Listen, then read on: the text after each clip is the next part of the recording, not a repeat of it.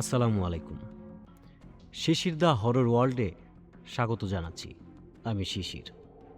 আমাদের আশেপাশে বিভিন্ন সত্য ভয়ের ঘটনা নিয়েই আমাদের চ্যানেলের আয়োজন। প্রতিনিয়ত ঘটে চলেছে অসংখ্য ভৌতিক ঘটনা। বিশ্বাস করি আর না করি, ভয় কিন্তু আমাদের সাথেই থাকে। আমরা হয়তো দিনের আলোতে অনেক কিছুই বিশ্বাস করতে চাই না, কিন্তু অন্ধকার নামলেই সেই অবিশ্বাসের দেয়ালগুলো ভাঙতে শুরু করে। যখন আমরা একা থাকি তখন কিন্তু অজানা এক ভয়ে আমরা শিহরিত হই। আমরা কি আসলে একা, নাকি আমাদের আশেপাশে ঘুরে বেড়ায় এমন কিছু যা আমাদের চেনা জগতের বাইরে?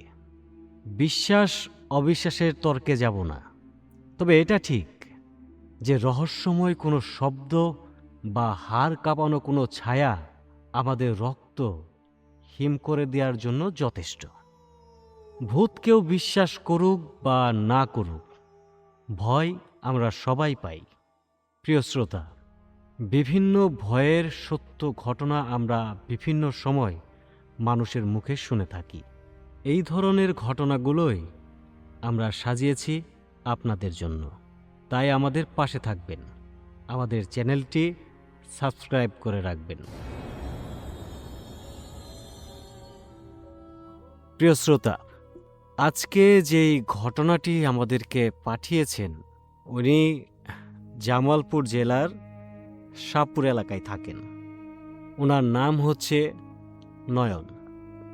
ঘটনাটি ওনার বাবার সাথে ঘটেছিল, যদিও ওনার বাবা এখন আর বেঁচে নেই।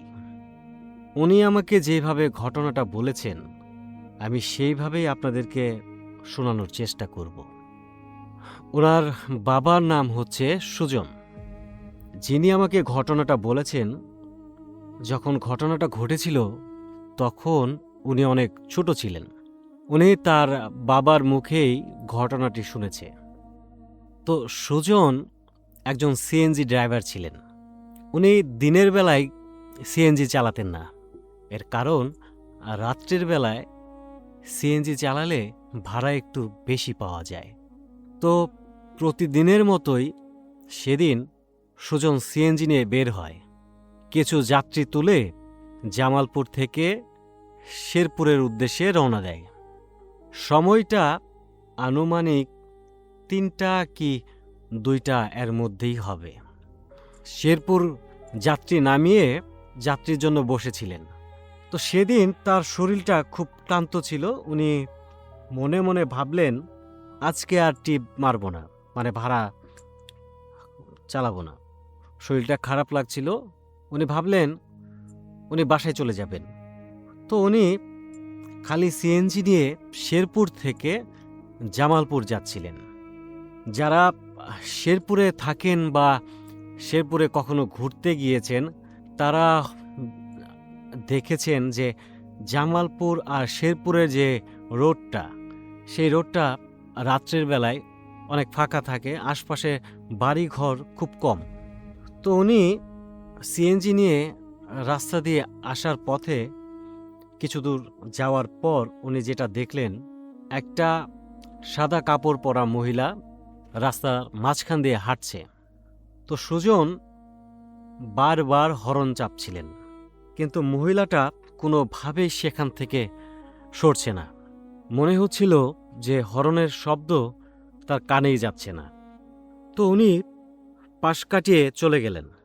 তো কিছু দূর যাওয়ার পর উনি ওই মহিলাটাকে আবার দেখলেন। উনি একটু অবাক হয়। তো বারবার হর্ন দেওয়ার পর মানে এমন বিষয়টা ঘটেছিল যে মহিলাটা ইচ্ছা করে তার গাড়ির নিচে পড়েছে। তো শ্রোতা, সাধারণত গাড়ি চলাকালীন যদি কোনো ইটের খোয়া কিংবা গাড়ির চাকার নিচে যেটাই পড়ুক, গাড়ি কিন্তু একটা ঝাঁকুনি খায়। আশ্চর্যের বিষয় হচ্ছে, ওই মহিলাটা যখন ওই গাড়ির নিচে পড়লেন, তখন গাড়ি একটুও নড়ল না। স্বাভাবিক গতিতেই, স্বাভাবিকভাবেই গাড়িটা পার করে চলে গেল। তিনি একটু ভয় পেলেন, কিন্তু মনে মনে ভাবলেন এটা হয়তো হ্যালোসিনেশন, কারণ এত রাত্রে ক্লান্ত শরীর নিয়ে সে গাড়ি নিয়ে যাচ্ছিলেন, অনেকদিন যাবৎ রাত জেগে আছেন, গাড়ি চালাচ্ছেন, হয়তো তার এটা একটা মনের ভুল। তো বিষয়টা উনি স্বাভাবিকভাবেই নিলেন। উনি বাড়ি চলে আসলেন। তো বাড়িতে যাওয়ার আগে ওনার যে বাড়িটা জামালপুর রেলওয়ে স্টেশনে পেছনে, তো উনি ওনার বাড়িটা যাওয়ার আগেই একটা পুকুর পড়ে। তো উনি বাড়িতে যাওয়ার সময় তার চোখ পড়লেন ওই পুকুরে।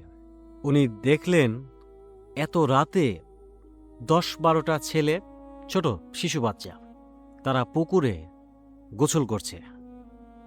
উনি আশ্চর্য হলেন যে এত রাতে এত ছোট ছোট বাচ্চা পুকুরে নেমে গোসল করছেন, এটা কিভাবে সম্ভব। শুধু তাই না, সেদিন রাতটা ছিল জ্যোৎস্না রাত, চাঁদের আলোয় নিজের ছায়া দেখা যাচ্ছিল। তো ওই চাঁদের আলোটা ওই বাচ্চারা যে গোসল করছিলেন সেখানে এমনভাবে পড়েছিল যেন কেউ ওপর থেকে একটা লাইট ধরেছে। পানিগুলো চিকচিক করছিল, কিন্তু কোনো সারা শব্দ ছিল না। উনি বিষয়টা নিয়ে একটু অবাকই হলেন। তারপর উনি বাসায় চলে গেলেন। তার সেদিন আর রাত্রে কোনো ঘটনা ঘটেনি, কোনো অস্বাভাবিক ঘটনা ঘটেনি।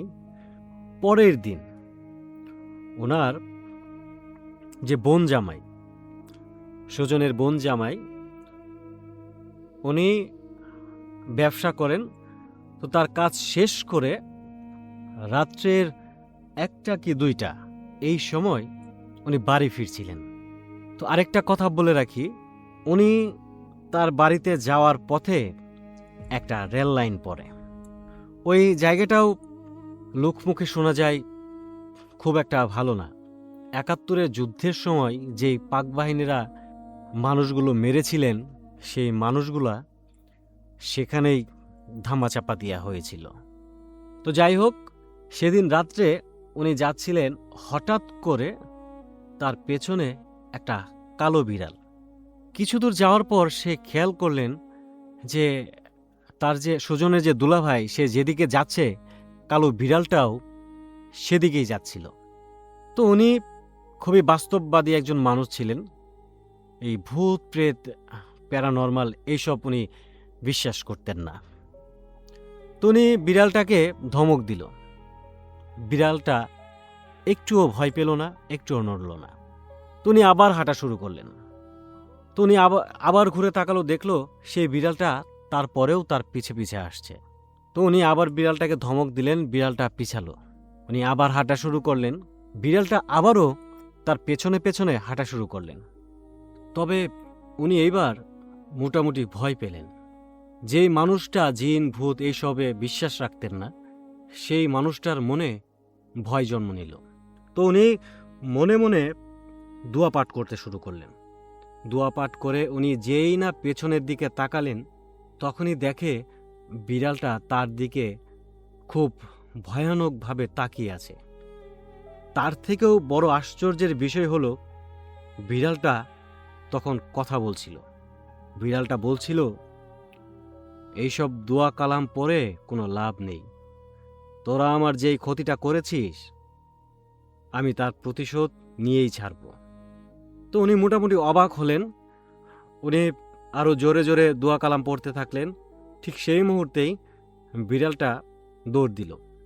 তো মনের মধ্যে ভয় নিয়েই ভয়ে ভয়ে উনি বাড়ি ফিরলেন। সেদিন রাত্রে তার সাথে আর কিছু ঘটেনি। তারপরে দিন রাত্রে ওই বাড়ির যে তাদের ফ্যামিলির যে মহিলা ছিলেন, ওনার সাথেও আশ্চর্য ঘটনা ঘটতে শুরু করলো। ওনাদের বাড়ির যে টিউবওয়েল পার আছে, সেই টিউবওয়েলে সে রাত্রে পানি আনতে যায়। তো যাওয়ার পর দেখে একটা মহিলা দাঁড়িয়ে আছে, তার গলা নেই, গলা কাটা। যেখানে গলাটা কাটা সেখান থেকে রক্ত পড়ছিল। খুব ভয়ানক বিশ্রী একটা অবস্থা। তো উনি এইসব দেখে সেন্সলেস হয়ে যায়। তো সবাই ধরে ওনাকে ঘরে নিয়ে গেল। তো তো ওই ফ্যামিলির, ওই পরিবারের সবার সাথে কিছু না কিছু একটা আশ্চর্যজনক ভৌতিক ঘটনাটা ঘটতে শুরু করলো প্রতিদিন। সবাই এটা নিয়ে খুবই চিন্তিত ছিল, কি করবে। তারা অনেক কবিরাজ দেখিয়েছে, অনেক মাওলানার কাছে গিয়েছে, কিন্তু কোথাও গিয়ে কোনো সমাধান পায়নি। তো ওনাদেরই এলাকার এক মুরব্বী, ওনার সাথে কথায় কথায় তাদের যে ফ্যামিলির সাথে ঘটনাগুলো ঘটছে সুজন সব কিছু শেয়ার করলেন। সব ঘটনা খুলে বলার পর সেই চাচা একটা ধনবাড়ির কবিরাজের ঠিকানা দিলেন। বললেন যে সেখানে আপনারা যান, আমার মনে হয় সেখানে গেলে আপনারা এটা সমাধান পাবেন। তো ওনারা সে কবিরাজের কাছে গেলেন। কবিরাজ বলল যে আমি অমুক বারে আপনাদের বাসায় যাব। তো তারপর কবিরাজ যেদিন ওনাদের বাসায় আসলেন, উনি এসেই সব কিছু বুঝে ফেলছে। তো উনি সুজনকে বললেন যে আমি আপনাদেরকে আজকে কিছু বলবো না, আপনি কালকে আমার সাথে দেখা করবেন, আমি আজকে যাই, আমি এখানে আর বেশিক্ষণ থাকবো না। তো উনি এই সব কথা বলেই চলে গেলেন। তো পরের দিন সুজন সেই কবিরাজের বাড়িতে গেলেন, কবিরাজ ডাক দিলেন। যাওয়ার পর কবিরাজ বললেন যে আপনি কোনো এক রাত্রে একটা জিনের মেয়েকে আপনি মেরে ফেলছেন, যেই কারণে সেই জিনের যে বাবা মা আছে, ফ্যামিলি আছে, আত্মীয় স্বজন আছে, তারা আপনাদের সাথে এই কাজগুলো করছে। তারা আপনাদেরকে ভয় দেখাচ্ছে, তারা চাচ্ছে আপনাদের কোনোভাবে কোনো একটা ক্ষতি করবে, তারা প্রতিশোধ নিতে চায়। তো সুজন বললেন যে আমার সাথে তো এরকম ঘটনা ঘটছে। উনি সব কিছুই, তার সাথে যে ঘটেছিল সব কিছু খুলে বললেন। বলার পর সুজনদের বাড়িতে গেলেন। যাওয়ার পর তাদের যে বাড়িটা আছে সেটা বন্দি করে দিলেন, সবাইকে একটা করে তাবিজ দিলেন। সেই তাবিজ শরীরে লাগানোর পর থেকে তাদের সাথে বেশ কিছুদিন এরকম ঘটনা আর ঘটেনি। তো একদিন সুজন সে পুকুরে দিনের বেলায় গোসল করতে গেছে, হঠাৎ করে তার তাবিজটা শরীর থেকে খুলে যায়। সেই তাবিজটা খুলে যাওয়ার পর আবারও সেই একই ঘটনা শুরু হইল। তো উনি রাত্রে ঘুমায়, ঘুমের ঘরে উনি স্বপ্ন দেখে যে একটা কালো অবয়ব, চেহারা ভালোভাবে বোঝা যাচ্ছে না, সে বলতেছে যে তোর বংশ আমি নির্বংশ করে দেব। সকালবেলা সুজন ঘুম থেকে উঠেই সেই কবিরাজের কাছে যায়। কবিরাজের কাছে যাওয়ার পর উনি জিন হাজির করেন। আরেকটা কথা বলে রাখি, সুজন যখন কবিরাজের কাছে যায় তখন তার সাথে একটা ছেলে নিয়ে যায়। তো সেই কবিরাজ ওই ছেলেটার উপর সেই জিনটারে হাজির করে, মানে তার উপর ভর করায়। তো সেই ছেলের উপর ভর করে তখন সেই ছেলে জপতে থাকে, বলতে থাকে যে আমি তার বংশ নির্বংশ করে দেব, তুমি যত কিছুই করো আমি ওদের ছাড়ব না। তো কবিরাজ অনেক ভয় টয় দেখাইলেন, কিন্তু সে কোনোভাবেই মানতে রাজি না। তো শেষ কথাটি কবিরাজ বললেন যে তুমি যদি আমার কথা না শুনো, তুমি যদি এদেরকে ছেড়ে না যাও, তাহলে কিন্তু আমি তোমাকে মেরে ফেলব। জিন কোনোভাবেই মানতে রাজি না, কারণ তার সন্তানকে সিএনজি দিয়ে গাড়ি চাপা দিয়ে মেরে ফেলেছে। তো কবিরাজ বাধ্য হয়ে তার যে নিয়ম কানুন আছে তার সিস্টেমে সে দোয়া কালাম মন্ত্র পড়ে উনি বালিশের মধ্যে সেই যে জিনটা এটাকে নিয়ে আসলেন। নিয়ে আসার পর ওনার চাকু ছিল একটা নাইফ, ওটা দিয়ে বালিশটাকে কাটলেন। উনি বললেন যে এখন আর তারা বিরক্ত করবে না, তাকে মেরে ফেলেছে। তো তারপর থেকেই তার সাথে আর এরকম আশ্চর্য ঘটনা, প্যারানর্মাল কিছু এরকম কোনো কিছু ঘটে নাই। তো এখন সুজনের ছেলে নয়ন বড় হয়ে গেছে, এখন সে কলেজে লেখাপড়া করে। তার বাবা তো পৃথিবীতে আর নেই, আল্লাহ তাআলা তাকে বেশ নসিব করুক। তো এই ছিল আজকের ঘটনাটি কেমন লেগেছে অবশ্যই কমেন্ট করে কমেন্ট বক্সে জানিয়ে দিবেন, কারণ আপনাদের প্রত্যেকটা কমেন্ট আমাদের সামনে এগিয়ে যাওয়ার অনুপ্রেরণা বাড়ায়। ভালো লাগলেও বলবেন, খারাপ লাগলেও বলবেন, কারণ আমরা আপনাদের কথার উপর ভিত্তি করে আমরা আমাদের আগামী এপিসোডগুলো সাজাবো। তো চলুন আমরা চলে যাই পরবর্তী আরেকটি ঘটনায়। রাত গভীর হলে কিছু শব্দ হঠাৎ করে এমন বেশি স্পষ্ট শোনা যায়, দূরে কুকুরের ডাক, হাওয়ার অদ্ভুত শশ শব্দ, আর কখনো কখনো এমন কিছু যার ব্যাখ্যা আজও মেলেনি। শ্রোতা বন্ধুরা, স্বাগত জানাচ্ছি আপনাদের সবাইকে শিশির দা হরর ওয়ার্ল্ডের আজকের নতুন একটি গল্পে। আজ আমাদের সঙ্গে আছেন ময়মনসিংহ থেকে আসা একজন শ্রোতা, যার নাম সোহেল। সোহেল ভাই যে ঘটনাটি আজ আমাদের শোনাবেন, সেটা নাকি তার জীবনে ঘটে যাওয়া একটি ভয়ঙ্কর অভিজ্ঞতা। বহুদিন তিনি এই বিষয়টি কাউকে বলতে পারেননি, কিন্তু আজ সাহস করে সেই রাতের বিভীষিকা আমাদের সঙ্গে আজ শেয়ার করতে এসেছেন। কি দেখেছিলেন তিনি সেই নির্জন রাতে, কেন আজও সেই স্মৃতি মনে পড়লে তার গায়ে কাঁটা দেয়। তো চলুন আর বেশি কথা না বাড়িয়ে আমরা সরাসরি চলে যাব সোহেল ভাইয়ের কাছে। আসসালামু আলাইকুম, আমার নাম সোহেল। তো আমার বাড়ি হচ্ছে ময়মনসিংহ। 2000 সালের একটা ঘটনা আমার সাথে ঘটছে। যারা 90 দশকের আছেন তারা হয়তো এই জিনিসটা বললে হয়তো বুঝবেন আর কি। আমি এই সময় ছোট ছিলাম। তো আগে কি করতো, ওই যে আপনার করতাম, আলিফ লায়লা দেখতাম, সাদা কালার টেলিভিশনে আলিফ লায়লা দেখতাম। তো টিভি, সবার বাড়িতে টিভি ছিল না আর কি। গ্রামে হয়তো দু একটা যারা অনেক পয়সাওয়ালা লোক, ওদের বাড়িতে ছিল। তো আমাদের বাড়ির থেকে হাফ কিলোমিটার দূরে, সম্ভব হাফ কিলোমিটার হবে, আমার এক ফ্রেন্ড আছে, ওর বাড়ির কাছে একটা মেম্বারের বাড়ি আছে। তো ওইখানে ওই অনেক মানুষই আর কি, এলাকার অনেক মানুষই ওই আলিফ লায়লা দেখার জন্য যাইতো আর কি।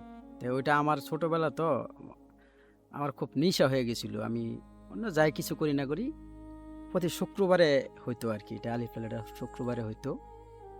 তো শুক্রবারে আগে যাইতাম গা, অনেক সময় সন্ধ্যার আগে চলে যেতাম, আড্ডা দিতাম, দিয়া ওই সময় কাটাইতাম আর কি, যে কখন শুরু হইলে হয়তো এটা শেষ করে আসবো। তো আরেকটা বিষয় হচ্ছে, আমি ওই সময় আমার দাদির কাছে থাকতাম, মানে ঘুমাইতাম দাদির কাছে। তো দাদি সব সময় একটা কথা বলতো, যে যেদিকে যাস না যাস, আমাদের বাড়ির পাশে আবার ওই একটা জাম গাছ আছে, মানে বাড়ির একটু দূরে আর কি একটা জাম গাছ আছে, খোলা জায়গা, আশেপাশে শুধু ক্ষেত টেত আছে।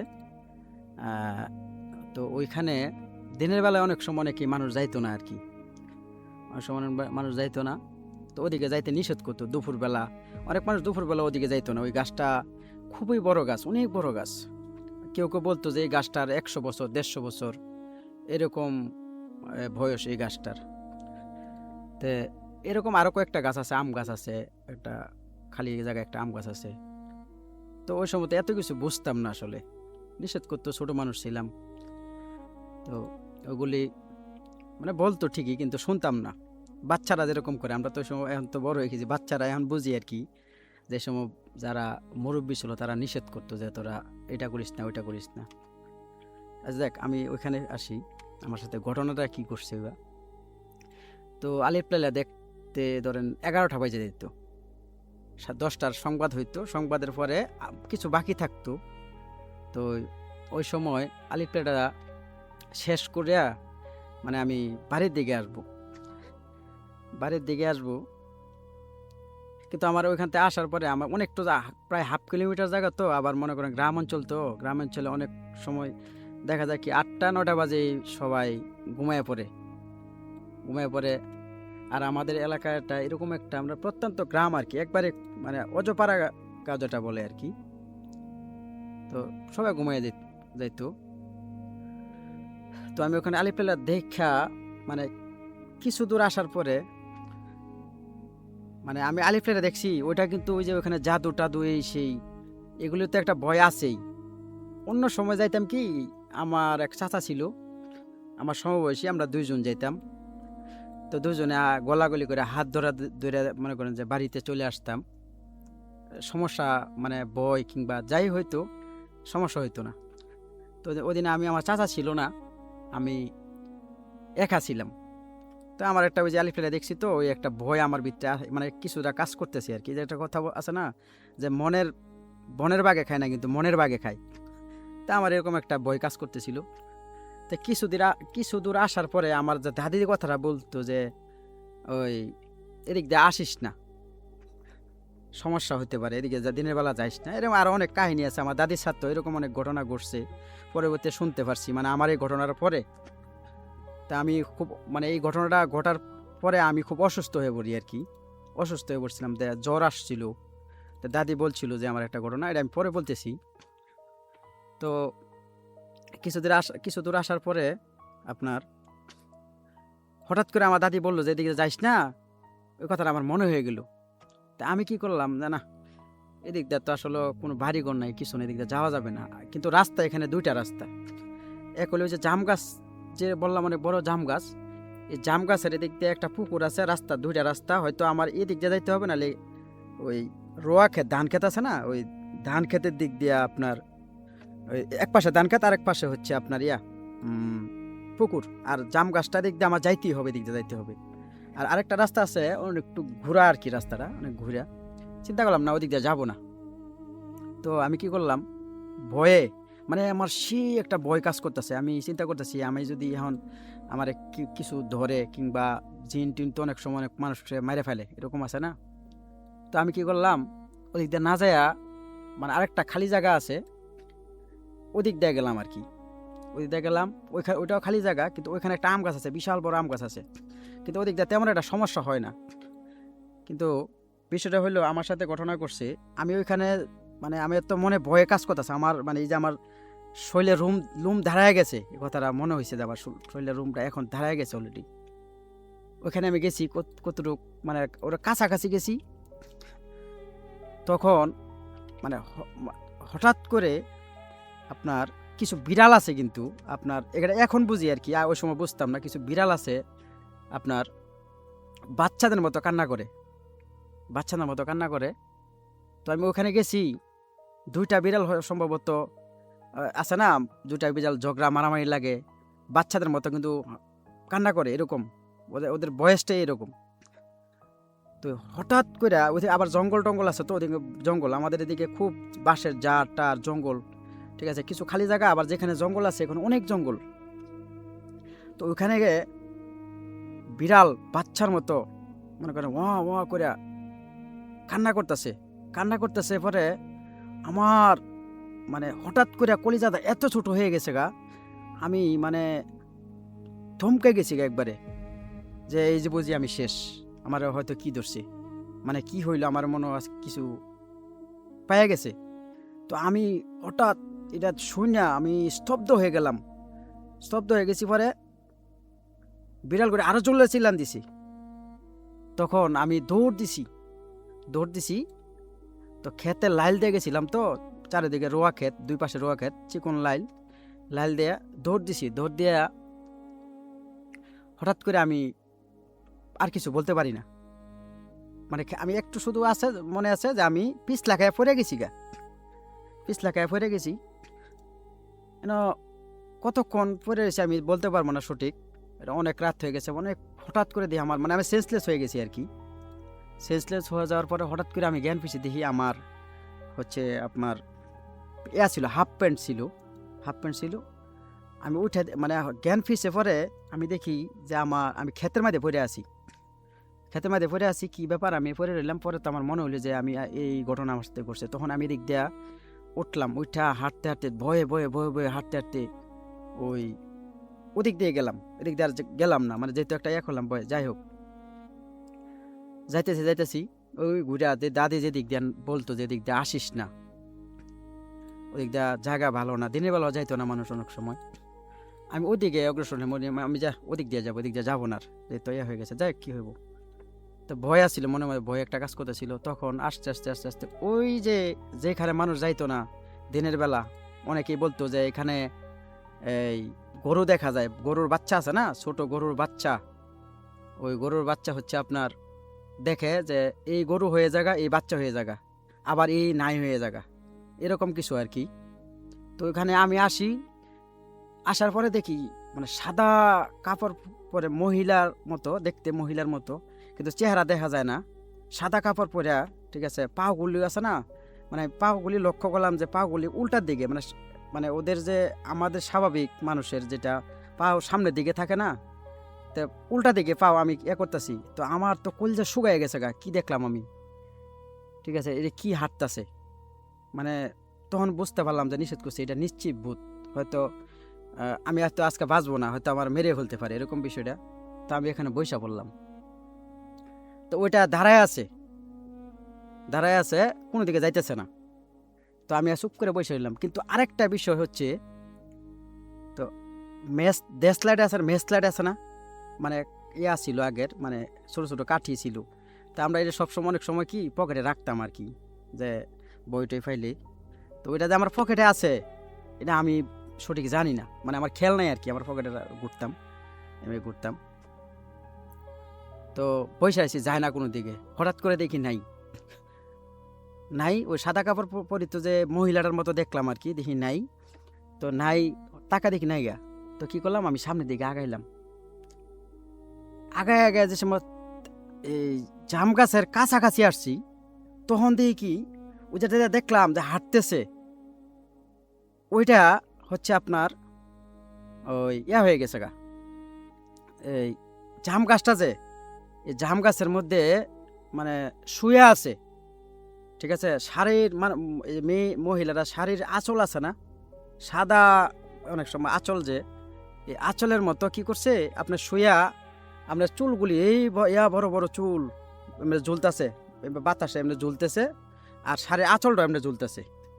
তো আমি ওইখানে গেলাম, যাই দেখি এই অবস্থা। এটা দেখা আমার মানে আমার শরীর টরিল আমি জানি কীরকম হয়ে গেছি, মানে ভয়ে এত ভয় লাগতেছিল আমার যে আজকে মনে হয় আমার শেষ, আজকে হয়তো আমি আর বাড়ি ফিরতে পারবো না আর কি, এরকম অবস্থা হয়ে গেছে গা। দেখা তা আমি আবার পিছনের দিকে চলে আসলাম, আমি কি দেখলাম, এটা কি দেখলাম, কিন্তু আমি চিল্লান দিতে পারতেছি না। আমি যে মানে জোরে জোরে চিল্লাবো যে বাঁচাও কিংবা কেউ আছে না, চিল্লান দিতে পারছি না, শুধু হাতে তালি দিতে পারতেছি। কিন্তু হাতে তালি দিলে তো আর কিছু হইতেছে না, আমি চিল্লান দিলে হয়তো বাড়ি যতটুকু দূরে, হয়তো জোরে চিল্লান দিলে শোনা যাইতে পারে যে জিনিসটা, যে কি হয়েছে না হয়েছে, বাড়ি থেকে মানুষ আসবে, এরকম বিষয়। কিন্তু আমি চিল্লান দিতে পারতেছি না, আমার গলা টলা সব শুকায় গেছে গা, আমার গলা মানে আমি কথা বলতে পারতেছি না, আমার সব কীরকম জানি শুকায় গেছে গা, কিংবা আমার গলার মনে হচ্ছিল যে আমার গলার মানে আমার ভয়েসটা যে এটা রোধ হয়ে গেছে, বলতে পারতেছি না, চিল্লান দিতে পারতেছি না। তো এক পর্যায়ে কী করলাম, আবার রিটার্ন ওইদিকে আসলাম, আচ্ছা আমি তো কোন দিকে যাইতে পারি না, যাইতে পারতেছি না। তখন আমি কি করলাম, আমার ওই এদিক দিয়া না যাই আসে আমি কি করলাম, আমি ক্ষেতের দিকে আসলাম, যে আমি ক্ষেত দিয়া ওদিক দিয়ে যাবো আর কি। আর এই এক পাশে হইলো পুকুর, এক পাশে পুকুর। তো আমি ক্ষেতের দিক দিয়া এদিক দিয়ে না যাই ওদিক দিয়ে ঘুরে যাইতে চাইছি। হঠাৎ করে দেখি কি যে যেই আমি ক্ষেতের দিকে নামবো, ওই সময় দেখি কি আপনার মানে আছে না, গরু আছে না, গরুর বাচ্চা আছে না, ছোট্ট বাচ্চা সাদা, ওই যে ভূতটা দেখলাম এই ভূতের মতো। আর আমি এটা কখনো আমার সাথে এরকম হয় নাই কোনো সময়, এটা আমি আমার ফার্স্ট টাইম আর কি। তো ওই দেখলাম যে ওই গরুর যে বাচ্চা, যেটা সাদা বাচ্চা, আমি খেতে নামবো কি ও ক্ষেতের মাঝে দাঁড়ায় আছে ওই গরুর। এরা আমি চিন্তা করলাম এটা আবার এখানে আসবো কই থেকে, আবার গরুর বাচ্চা কই থেকে আসবো। তো আমি কি করলাম, আমি ভয় পাইলাম জিনিসটা যে আবার হয়ে গেছে, আমি মনে হয় আজকে শেষ, এটা কি হইতেছে, আমি মানে বুঝতেছি না, কিছু বলতে পারতেছি না, কিছুই না, স্তব্ধ হয়ে গেছি। তখন আমি ভয়ে আবার উঠতে চলে আসলাম, আমি কোনো দিকে যাইতে পারতেছি না। তখন আমি এইভাবে করতে করতে করতে করতে অনেকক্ষণ দূরে যাই বসে থেকে, জুড়ে যাই বসে থেকে, এইভাবে করতে করতে করতে করতে হয়তো রাত 2টা 3টা হয়তো এরকম বাইজা গেছে। আমি ওখানে সেন্সলেস ছিলাম অনেকক্ষণ, এটা আমি বলতে পারি না কতক্ষণ ছিলাম আর কি। তো হঠাৎ করে আমার মনে হইল যে আমার আমার মানে আমি তো জানি না যে আমার পকেটে যে মেস আছে, এটা আমি বলতে পারি না, আমার খেয়াল নাই। তো চিন্তা করলাম যে হঠাৎ করে কি লিখে জানি আমি লারা দেখছে, এটা কী ব্যাপার, আমার পকেটের মধ্যে কি, পরে দিই মেস, ঠিক আছে মেস। ওতে কী করলাম যে একটা সাহস হইলো যে হয়তো আমি এখন হয়তো বাঁচতে পারি, কিংবা আগুন থাকলে নাকি যারা ভূত শয়তান পেস্ট থাকে ওইদিকে থাকে না। তো আমি কি করলাম, ওই ম্যাচটা বাইর করলাম, বাইর করে সামনের দিকে আগায় আসলাম আর কি। আইসা তো ম্যাচটা কী করলাম, মানে খোঁচা দেওয়ার চেষ্টা করলাম। ঠিক আছে, ওই যে আমার মনে হয় যে আমি পড়লাম, ধরতেছে না আর কি, মানে ম্যাচ দেই, ধরতেছে না। মানে আমি ট্রাই করতেছি যে আগুন ধরানো যায় কিনা, তো ধরানো যায় কিনা চেষ্টা করতেছি। তো একটা কাঠি ধরছি। ঠিক আছে, একটা কাঠি ধরছে, পরে আমার মনে একটু সাহস আসলো যে কাঠি ধরলে হয়তো এখন শয়তান টয়তান হয়তো আপনার বাঁচতে পারি।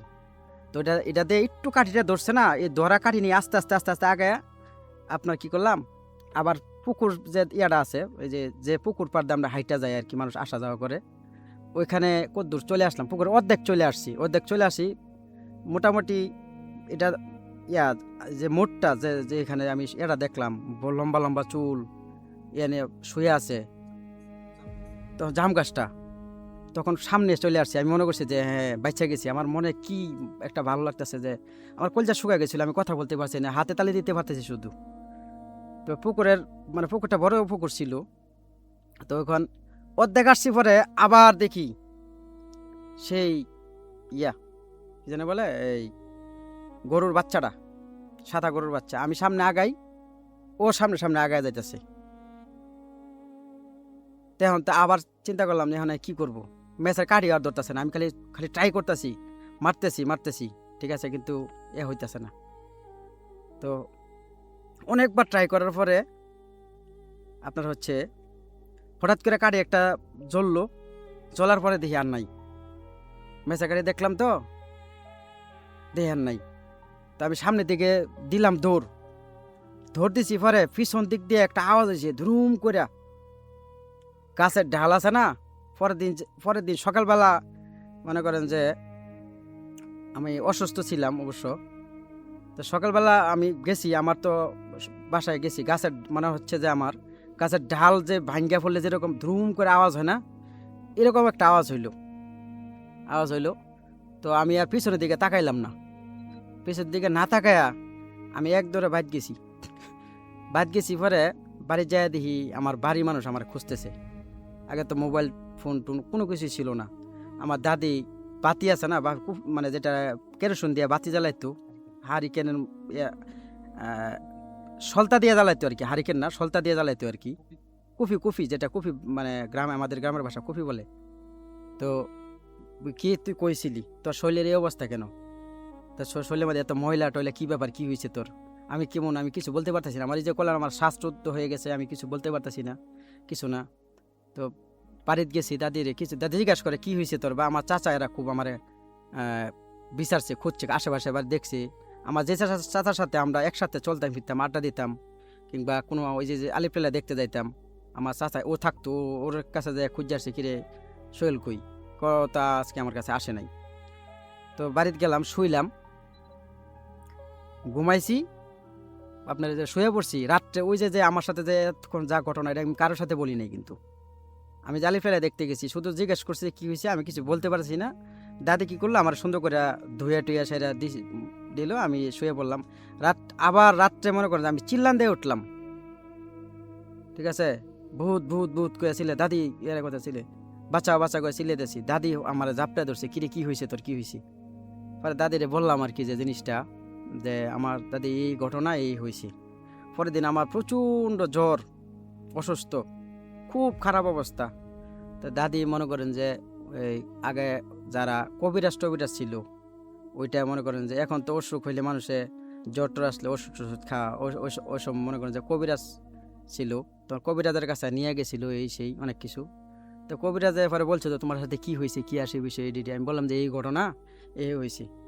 তে পরে বললো যে আমার দাদি বললো যে তুই এই ঘটনাটা ঘটলো তোরে না করছিলাম তুই এদিকে যাইতি, আজ যাবি, কখনো যাবি? আর আমি কই দাদি আমি তো আসলে বুঝি নাই, নেশায় গেছি।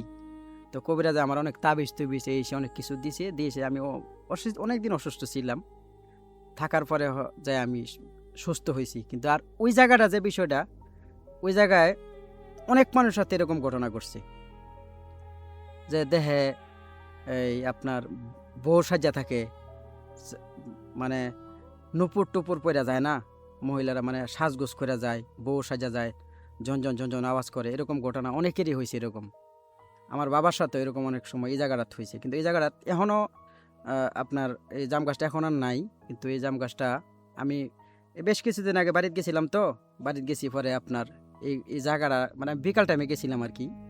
যাওয়ার পরে আমারও ওই ছোটোবেলার জিনিসটা মনে হইলো যে আমার সাথে এই ঘটনা ঘটছে। তো কবিরাজ আমার বলছে যে তুমি বাচ্চা গেছো, হয়তো এই সিচুয়েশনে অনেক মানুষ বাঁচে না, উল্টা করে হয়তো অনেকে কী করে এই মাথার নিচের দিকে দিয়া প্যাকের মধ্যে মানুষকে গাড়াইয়া দেয়, মানুষ মারা যায়। তো এই জিনিসটা এই জন্যই আমি মানে মনে হইলো শিশির ভাইয়ের কাছে আইসা মনে হইলো যে আমার জীবনে ঘটে যাওয়া এই একটা ঘটনা আমার সাথে ঘটছিল। তো এটা আমি বললাম আর কি। তো এরপরে আপনার সাথে এরকম কোনো ঘটনা ঘটছে, মানে ওটার পরে কবির দেখানোর পরে আর কোনো ঘটনা ঘটছিল এরকম? এটার পরে না, তেমন কোনো ঘটনা আমার সাথে আর ঘটে নাই। না, এরকম আমার সাথে আর হয় না। আমি এরপরের থেকে আমি একটু সেফলি চলতাম আর কি, রাত্রেবেলা আর যাইতাম না একসাথে, এরকম আর হয় নাই আমার সাথে, আর কখনো হয় নাই। এটা আমার আর কি। অসংখ্য ধন্যবাদ আপনাকে এত সুন্দর একটা ঘটনা আমাদের সাথে শেয়ার করার জন্য। তো প্রিয় লিসেনার, ঘটনাটি আপনাদের কাছে কেমন লেগেছে এবং এই ঘটনার কোনো ব্যাখ্যা আপনাদের কাছে আছে কিনা সেটা আমাদের কমেন্ট বক্সে কমেন্ট করে জানিয়ে দিবেন।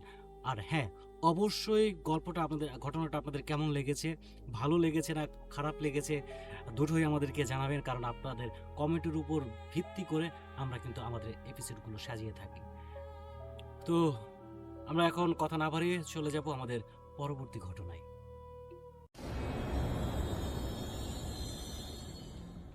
অন্ধকার নামলেই কি সব কিছু থেমে যায়, নাকি তখনই জেগে ওঠে অজানা, অদেখা আর অব্যাখ্যাকৃত কিছু গল্প? শ্রোতা বন্ধুরা, আপনাদের সবাইকে স্বাগত জানাচ্ছি শিশির দা হরর ওয়ার্ল্ডের আজকের পর্বে। আমি শিশির। আমাদের সঙ্গে আছেন জামালপুর থেকে আসা একজন শ্রোতা, যার নাম তানসিক। তানসিক নিজে সরাসরি ঘটনার শিকার হননি, তবে তিনি এই অদ্ভুত আর শিহরণ জাগানোর ঘটনাটি শুনেছেন একজন প্রত্যক্ষ অভিজ্ঞ মানুষের কাছ থেকে। সেই শোনা ঘটনাটি আজ তিনি আমাদের সাথে শেয়ার করবেন। কি ঘটেছিল সেই রাতে, কেন আজও সেই স্মৃতি গা শিউরে তোলে? তো চলুন আর কথা না বাড়িয়ে সরাসরি চলে যাই আমরা তানসিকের কাছে। আসসালামু আলাইকুম, আমি তানসিক। আবারও আপনাদের মাঝে একটি নতুন গল্প নিয়ে আসলাম। আমার এক বড় ভাইয়ের সাথে ঘটে যাওয়া একটা ঘটনা। ওনার নাম হচ্ছে সোহেল, আর ওনার বাসা হচ্ছে ময়মনসিংহ গফরগাঁও। গ্রামের নামটা বলা নিষেধ, তার জন্য বললাম না। ভাই আমার অনেক ভালো ক্যারাম খেলতো। প্রথমত বলে নিই, সে একজন ম্যারিড পারসন, বিবাহিত। অনেক ভালো ক্যারাম খেলতো। ওনাকে বিভিন্ন জায়গা থেকে হায়ার করতো, বিভিন্ন টুর্নামেন্টে ওনাকে ক্যারাম খেলার জন্য নিয়ে যাওয়া হতো। তো ফ্যামিলি থেকে এগুলো কখনো মানে মানতো না, প্রায় ঝগড়া লেগে থাকতো এই বিষয়গুলো নিয়ে। সে দূরে দূরে যাইতো, টুর্নামেন্ট খেলতো, ক্যারাম খেলতো, অন্য কোনো কাজ করতো না। তো একদিন খুব ভালো ঝগড়া হয়। হওয়ার পর তিনি বাড়ি থেকে চলে আসার পরে অন্য একটা গ্রামে যায়। ওনার কথা হলো, আমাকে ক্যারাম খেলা যে বাধা দেয় আমি তার সাথে থাকবো না। উনি ক্যারাম ছাড়া কিছু বুঝতো না। তবে একটা গ্রামে চলে যায়, যার পর ওইখানে আপনার তখন ওইরকম, এটা অনেক আগের ঘটনা, আরও প্রায় 15 বছর আগের ঘটনা। তখন তার এই বিল্ডিং বা এরকম বড় বড় দালান কোঠা ছিল না উনি যে জায়গায় গিয়েছিল। তো একটা টিনের বাড়ি, ওটা ভাড়া নিয়ে ওখানে থাকা শুরু করে। তো উনি আবার ক্যারাম খেলতে ভালোবাসে। তো উনি জায়গায় জায়গায় ঘুরে দেখে যে আসলে কোন জায়গায় ক্যারামের দোকান আছে। গ্রামের অঞ্চলে তো বিভিন্ন জায়গায় ক্যারামের দোকান থাকে, তো ক্যারাম দেখে আছে কিনা। তো উনি বেশ কয়েকক্ষণ একটু হাঁটার পরে দেখে যে একটা শ্মশানঘাটের পাশেই, শ্মশানঘাটে আপনার যে বাঁশের যে আমরা কুঞ্চিয়া বলি, এগুলা দিয়ে বেড়া দেওয়া শ্মশানঘাটটা। তো ওটার পাশেই আবার একটা ক্যারামের দোকান বলতে একটা ক্যারাম বসানো আর কি, ওরকম দোকান না। গ্রামের দোকান তো আপনারা বুঝেনি কেমন, শুধু একটা চালা দিয়ে চায়ের দোকান যেমন থাকে, শুধু কাপ থাকে আর আপনার চায়ের যে কি বলে এটাকে, কেতলি যেটাকে বলে, শুধু এইগুলো আর কিছু না, আর শুধু একটা ক্যারাম। তো উনি গেল, যার পরে তখন প্রায় সন্ধ্যার পরে, তো গ্রাম তো অঞ্চল তো এমনি অন্ধকার, লাইট নাই, বিদ্যুৎ তো এরকম নাই। তো শুধু একটা লাইট ছিল ছোট, মানে প্রত্যেকটা দোকানে দেখা যেত একটা করে লাইট থাকতো, আর একটা দোকান থাকতো এখানে, পুরো গ্রামে দেখা যেত সব মিলে 2টা দোকান বা একটা দোকান এরকম একটা জায়গায় থাকতো। তো উনি দোকানে গেল, যার পরে সন্ধ্যার পরে ক্যারাম খেলতে গেল, যার পরে দেখে যে 3জন মানুষ আরেকজন, মানে আরেকজনের জন্য মানে খেলা হচ্ছে না, 4জন খেলতে হয় ক্যারাম, খেলতে পারতেছে না। তো উনি গেল, যাওয়ার পরে ক্যারাম শুরু করলো খেলা। কিছুক্ষণ খেলার পরেই হঠাৎ করে একটা পিছন থেকে বিকট আওয়াজ আসলো। বিকট আওয়াজ আসার পর এই আওয়াজটা আবার যে বাকি 3জন ছিল ওনারা মানে শুনে নাই, আর দোকানদার যে চাওয়ালা ছিল উনিও শুনে নাই। আওয়াজটা এমন ছিল, বিড়াল ডাকছে এমনও না, আবার কুকুর ডাকছে এমন না, মিশ্রিত ডাক। তো উনি একটু মানে নিজেও একটু ভাবলো যে কেমন ডাক, বেশি একটা ইশারা দিল না, আসলে হয়তো বা অন্য কিছুর ডাক। তো উনি ক্যারাম খেলা শুরু করলো। শুরু করার পর হঠাৎ করে কানের পাশ দিয়ে আবার একটা বাতাসের মতো একটা আওয়াজ আসলো। উনি এটারও কিছু মনে করলো না। খেলতে খেলতে আবার একবার আওয়াজ আসলো। আসার পরে উনি একটু মানে থমকে গেল, এটা কেমন আওয়াজ, এটা কোনো পরিচিত আওয়াজ না, কোনো পশু পাখির পরিচিত আওয়াজ না, ওনার কানে আসলো। আসার পরে আবার কিছুক্ষণ খেলতে খেলতে থাকলো, এরকম 3-4 বার হলো, মানে আওয়াজ আসলো। পরে উনি আবার আপনার এটার একটু বিষয়টা সিরিয়াসলি নিল, মানে যে এরকম আওয়াজ আসতেছে বারবার। তো উনি চলে গেল এখান থেকে। ওই 3জন লোক ওইখানে দাঁড়ানো ছিল, চালা যে মামা ছিল দোকানদার, উনি ওইখানেই ছিল, সবাই মানে স্থির ওইভাবেই আছে। উনি চলে গেল, যার পরে ওনার বাড়িতে গেল, যেখানে বাড়ি ভাড়া নিয়েছিল, টিনের বাড়ি। তো ওইখানে গেল, যার পরে শুধু একটা চৌকি ছিল আর একটা পুরাতন টেবিল ছিল। তো টেবিলের উপর আবার আপনার গ্লাস ছিল, জগ ছিল, এটাতে পানি খাই আমরা। তো উনি শুইছে, শোয়ার পরে হঠাৎ করেই আপনার গ্লাসটা পড়ে গেল। পড়ে যাওয়ার শব্দ, মানে বিকট আওয়াজ হইলো, যেটা গ্লাস পড়ে যাওয়ার পরে যেমন শব্দ হয় ভাঙার, ওইরকম। উনি তো চোখ বন্ধ করেছিল, একটু ঘুমানো ট্রাই করতেছিল। উনি ফাল দিয়ে উঠলো। ফাল দিয়ে উঠার পরে দেখে যায় গ্লাস ওই টেবিল উপরে আছে, অথচ গ্লাস যে ভাঙছে, গ্লাসের শব্দ হয়েছে আপনার কাচের মতো, কিন্তু গ্লাসটা হচ্ছে আপনার স্টিলের, কিন্তু আওয়াজটা পাইছে উনি হচ্ছে গ্লাসের, কাচের। পরে আবার শুয়ে পড়লো, গ্লাসটা ওইখানে। হুট করে আবার আওয়াজ হলো যে দরজা, টিনের দরজা ধাস করে আপনার লাগাই দিল। উনি আবার ফাল দিয়ে উঠলো, গিয়ে দেখে যে দরজা জায়গায় লাগানো, কোনো কিছু নাই। উনি তখন ওই ঘরে আবার লাইট ছিল না, আপনার হ্যারিকেন ছিল, কুপি যাকে বলে। উনি যেভাবে বললো আমাকে যে হ্যারিকেন ছিল, হ্যারিকেনে আপনার ওই বাতি জ্বলানো, হ্যারিকেন জ্বলতেছে। হুট করে আচমকা একটা ঘর জানলা সব লাগানো বাতাস আসলো। বাতাসটা আপনার পুরো শরীর শীতল করে ফেললো, ঠান্ডা।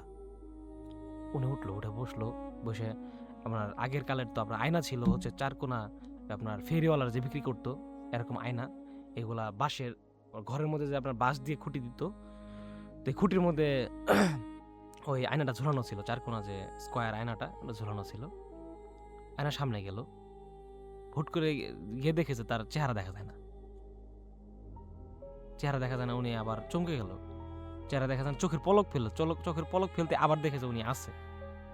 উনি ভাবতেছে হ্যালুসিনেশন যদি হইতো তাহলে তো আপনার একবার বা 2বার হইতো নিজের ভুল, এটা বারবার কেন হইতেছে? এই গ্লাসের শব্দ, এই দরজার শব্দ, এই বাতাস, আবার আমার চেহারা দেখা যাচ্ছে না আয়নার মধ্যে। উনি ভয় পাইল। তো এইভাবে উনি ভয় নিয়েই মোটামুটি সূরা পাঠ করলো, কিছু পাঠ করে উনি শুয়ে পড়লো। পরের দিন সেম ভাবে উনি তো ক্যারাম পাগলা, ক্যারাম খেলবো, শ্মশান ঘাটের সামনেতে যাইতেই হঠাৎ করে দেখে যে আপনার শ্মশান ঘাটের ভিতরে আগুন জ্বলতেছে। যেমন হিন্দুদের প্রথা রীতি থাকে যে আপনার ওনাদের মৃত্যুর পর ওনাদের পুড়িয়ে দেওয়া হয়। তো দেখতেছে একটা মানুষ পড়তেছে, কিন্তু আর কেউ নাই, শুধু একটা লাশ ওইখানে, আর আগুন জ্বলতেছে। তো উনি বেশ কিছুক্ষণ ওইদিকে তাকায় রয়েছে, থাকতে দেখে আগুন নিভে গেছে, আগুন নাই, টাস করে ধপ করে আগুন নাই। উনি একটু চমকে উঠলো, আগুন নাই, কি হলো? একটু ভালো করে সামনের দিকে লক্ষ্য করতেছে, হুট করে দেখেছে পিছন থেকে তার তাপ লাগতেছে আগুনের মতো। উনি মানে একটু দাঁড়ায় থেকে ভাবতেছে, পিছনে আমার আগুনের মতো তাপ লাগতেছে, ঘুরে দেখি যে বড় একটা আগুনের মতো মানুষ তার সামনে। উনি টাস করে আবার একটা চিল্লানি দিল জোরে, দিয়েই আবার চোখ তাকালো, দেখি যে কেউ নাই, কেউ নাই, এবং ওইখানে যে আগুন জ্বলতেছিল ওই শ্মশানে, ওই আগুনটাও জ্বলতেছে না। উনি দৌড়ায় আবার ক্যারামের দোকানে আসলো, মানে একটু ধরেন একটু দূরে, বেশি না, 20 মিটার 10 মিটার এমন দূরে। কিন্তু এই ঘটনাগুলা শুধু সেই দেখতেছে, আর কেউ না। ওইখানে গিয়ে সেম ভাবে গিয়ে দেখেছে ওই আবার 3জন মানুষ প্রতিনিয়ত যারা ক্যারাম খেলে, ওই একজন মানুষের অভাবে খেলতে পারতেছে না, ভাই গেল, যার পর ক্যারাম খেলা শুরু করলো। শুরু করার পরে উনি বললো যে, একজন মাঝখান থেকে একজন বললো যে আপনারা খেলতে থাকেন, আমি একটু একটু এস্তেঞ্জা সেরে আসি, জরুরি কাজ সেরে আসি, মানে প্রস্রাব করে বা পায়খানায় যাবে। সে গেল, যার পরে উনি আসলো না আর। দ্বিতীয়বার আরেকজনও সেম ভাবে বললো যে আমিও যাব, তো গেল, যার পরে তৃতীয় জন সেম ভাবেই চলে গেল। এমনকি চায়ের যে দোকানদার ছিল উনিও চলে গেল। তো ওনার কাছে একটু ডাউট লাগলো যে কি ব্যাপার, সবাই ভাবে চলে যাচ্ছে প্রস্রাব পায়খানার কথা বলে, শুধু উনি থাকলো। তো দেখে যায় অনেকক্ষণ সময় গেছে আর আসতেছে না, পরে উনি চলে গেল। একটু মনের মধ্যে ভয় কাজ করলো যে কেউ এভাবে চলে গেল, দোকান ফালাই তিরাই খেয়ে চলে গেল, উনিও চলে গেল। তারপর চলে যাওয়ার পরে তারপরের দিন আসছে ওইখানে আবার, উনি ওই সেম টাইমে আবার আসছে, দেখে যে আপনার দোকান নাই, ওইখানে দোকান নাই, ক্যারামও নাই, শুধু শ্মশান ঘাটটা আছে। তো উনি আরো একটু ভয় পেয়ে গেল, কি ব্যাপার, একদিনের মধ্যে মানুষ, একটা দোকান গায়েব, কেউ নাই। তো উনি শ্মশান ঘাট পার হয়ে একটু দূরে গেছে রাস্তা, ওইগুলো তো মেঠো পথের রাস্তা, মাটির রাস্তা, পাকা রাস্তা না তো আর। তো উনি মেঠো পথ ধরে, মাটির রাস্তা ধরে একটু আগাইতেছে, আগানোর পর হুট করেই আপনার গাছের একটা, মানে বট গাছও বলা যাবে না, একটু মোটা সোটা গাছ, ওইখানে দেখে যে একজন মানে উল্টো হয়ে ঝুলে আছে, বলতেছে আমারে বাঁচাও, উল্টো হয়ে ঝুলে আছে, বলতেছে বাঁচাও। তো ভাই আবার দৌড়াই গেছে, যাওয়ার পরে কাছে গিয়ে দেখেছে কিছু নাই। উনি আরো থমকে ওঠার পর ওইখানে বেশিক্ষণ আর সময় কাটায় নাই, চলে গেছে। চলে পরে বাসায় যখন যায়, যার পরে আপনার উনি তো উঁচু টুচু করে ঘুমায় পড়ছে, হাত মুখ ধুয়ে, ঘুমের মধ্যে চিল্লানি দিতেছে, আপনার ওই আওয়াজ পাইতেছে উনি যে বাঁচাও, চিল্লানোর আওয়াজ পাইতেছে। উনি আবার ফাল দিয়ে ওঠার পরে পিছন থেকে আপনার ঘরের পিছনে ওই যিনি শুয়ে আছে ওনার আবার উল্টা সাইডে ঘরের পিছনে আপনার বিড়াল কান্না করতেছে। উনি উঠে যাওয়ার পরে দেখে যায় আপনার কুকুর কিন্তু বিড়ালের মতো কান্না করতেছে। তার সাথে মানে যা ঘটতেছে সব হলো অদ্ভুত, তখন মানে কোনোটার সাথে কোনোটার মিল নাই, এরকম উনি ওনার সাথে ঘটতেছে, উনি বুঝতেছে না। কুকুর কিন্তু বিড়ালের মতো কান্না করতেছে। উনি বেশ কয়েকবার মানে তাড়ানোর চেষ্টা করছে, মুখের আওয়াজ দিয়ে, হাতে তালি দিয়ে, যায় না। যখন যায় না তখন উনি চলে আসার পর আবার শুয়ে পড়ছে। ওই দিন রাতে আর কিছু হয় নাই। পরের দিন সে দিনের বেলা গেছে, যাই দেখে যে ওইখানে কিছুই নাই, একটা মানুষ আসতেছে পথচারী, দিনের বেলা যেমন মানুষ যায় আসে। ওনারা জিজ্ঞাসা করলো যে আচ্ছা এইখানে আপনার যে দোকান ছিল, কেরাম ছিল, এটা কই? উনি বলতেছে আপনার মাথা টাথা ঠিক আছে, মানে যারা জিজ্ঞাসা করলো গ্রামের লোকের যে আপনার মাথা টাথা ঠিক আছে, এখানে তো আমার জন্মের পরে দেখতেছি কোনো দোকানই নাই, আর ক্যারাম কই থেকে আসবো? তখন উনি থমকে গেল, কি ব্যাপার, আমি 3 দিন আসছি, 3 দিনই ক্যারাম খেলছি এখানে, আর আপনি বলতেছেন এখানে দোকানই ছিল না কোনোদিন। উনি অনেক ভয় পেয়ে গেল। উনি আবার বাসায় চলে যায়, তারপর এটা ভাবতে থাকে যে কি হইলো আমার সাথে, এটা কি হইলো। ভাবতে উনি আবার বের হয়, মানে বেশ কিছুক্ষণ সময় ওনার বাসায় কাটায়, 2-3 ঘন্টা বাসায় কাটার পর বের হওয়ার পরে উনি যে রাস্তা দিয়ে গেছিল ওই রাস্তায় হাঁটে, কিন্তু যাই দেখে ওই রাস্তা নাই। উনি আরো বিভ্রান্ত হয়ে গেল, কি ব্যাপার আমার সাথে আসলে হইতেছেটা কি? এই বলতেছে ক্যারামের দোকান ছিল না, এখন এসে দেখি রাস্তায় নাই, রাস্তায় নাই। পরে আপনার উনি বাসায় চলে গেল, আবার যাওয়ার পরে ঘুমাইলো, ওনার স্বপ্নে দেখাইলো, উনি ঘুমানোর মধ্যে স্বপ্নে দেখলো যে উনি যে ক্যারাম খেলতে পছন্দ করতো, বিভিন্ন জায়গায় ক্যারাম খেলতো উনি, ওই আপনার আগের যে আগে তো সব এলোমেলো রাস্তা ছিল, আপনার জঙ্গল ছিল, মাটি কাইটা কাইটা রাস্তা বানাইতো।